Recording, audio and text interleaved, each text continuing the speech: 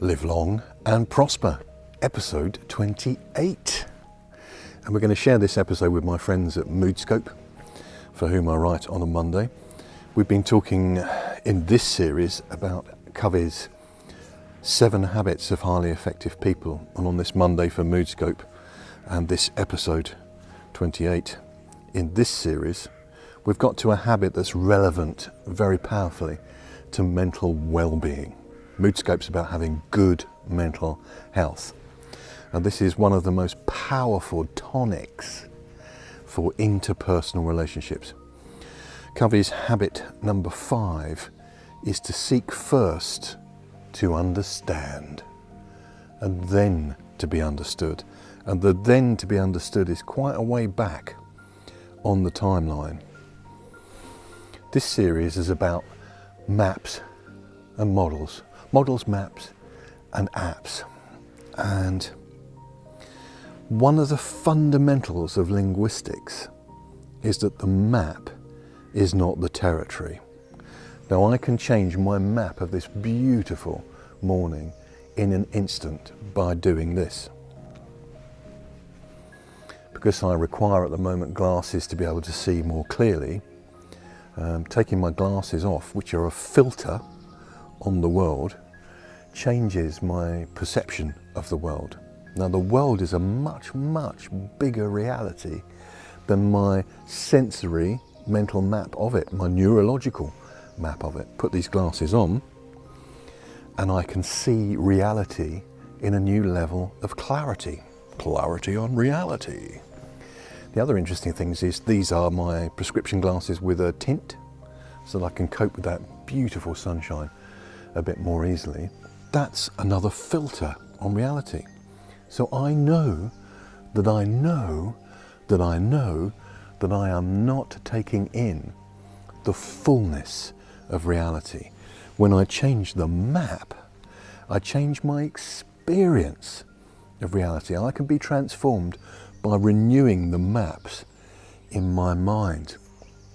Nowhere is this more powerful than in relationships, because I promise you, when somebody brings you a gift of communication, they don't bring you the reality they're trying to explain, they bring you their map of that reality. And that map of reality might be looking at circumstances and going, it's a 6. And you're standing opposite them and you go, I think you'll find it's a 9. And they go, it's a 6. And you go, it's a 9. It's a 6, it's a 9, it's a 6, it's a 9. And then looking from a different angle, you find that it is both a 6 and a 9, that reality is far richer than the map either of you have of it. But if I seek first to understand your map, oh yes, from your perspective, it really is a 6, isn't it? It looks like 6. Come here. Have a look from my perspective. And they'll go, yeah, I suppose it does look like a 9 from where you're coming from. Seek first to understand and then to be understood. You have this wonderful opportunity to take symbiosis that we talked about in the last episode, that win-win, into a win-win mutual understanding.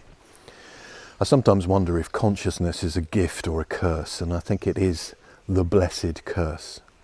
To be able to have a conscious mind that can construct language today, that can use this technology, that can listen to those birds.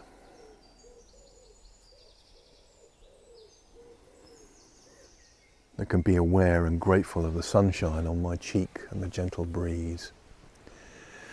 It's a blessing, isn't it? And yet many of us will lay awake at night worrying about the future, particularly in the current circumstances. What will the new world be like? Well, the new world will be like a new world, and a new world needs new maps. And this is the most exciting aspect of today's message. When you get a better map, you get a better experience of reality.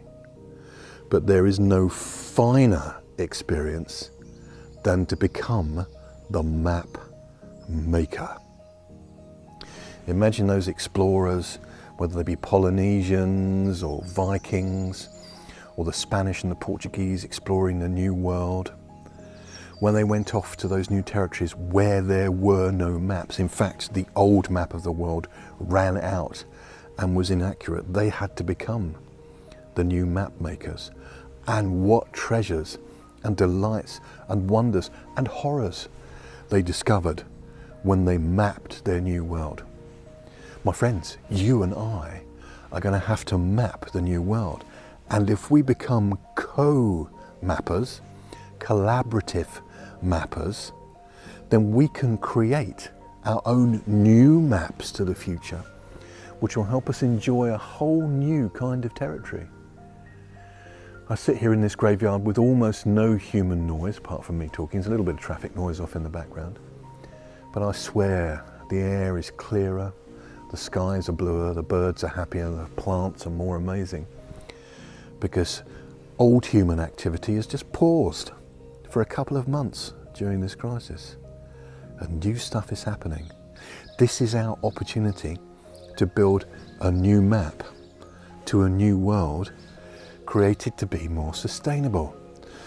Not exactly on a soapbox today, but I am on somebody's tomb who had their own maps of the world. And now it's our time to create our own maps of the world and to leave a mark on that map that's worthwhile. Let's live long and prosper. Let's use love as our guiding principle, and the 7 habits we've been talking about. Win-win. If you can't win out of this and I can't win out of this, let's not do it. Let's build a win-win, symbiotically enriched future where the maps are gorgeous and the experience is abundance. Have a great day.